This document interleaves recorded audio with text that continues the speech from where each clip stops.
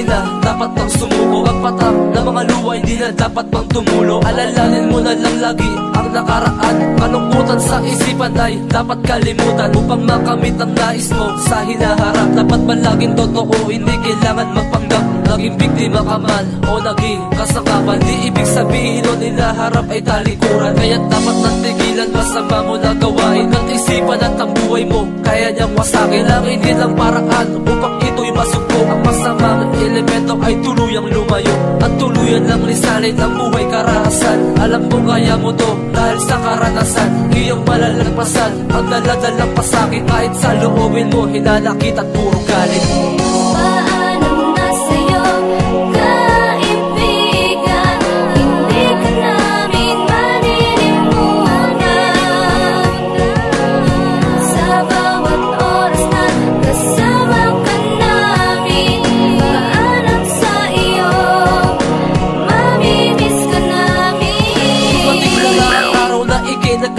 Naladala mo pa rin ang iyong hinanakit, na ika'y biglang iniwan ng iyong minamahal. Binibigas ng iyong labi, di na kayang magtagal. Para bang sinasakal ng iyong mga problema, di na kayang tumayo. Para bang nakakadena ang buo mong katawan dahil sa mga nangyari. Ang asawa mong mahal, iba na nagmamayari. Kaya tuluyang lumala at palaging tulala. Mawala sa iyong isipan ang kanyang pagkawala. At dumating na nga ang araw na ika'y biglang kinuha ng Diyos na may kapalan na sa'yo na umunawa. Alam kong tanggap mo na, ngunit di pa rin sapat. Lagi mong tatandaan na mahal ka namin lahat. Rest in peace para sa'yo pare, Christopher Cortez. Sa isipan ng pamilya mo di ka maaalis.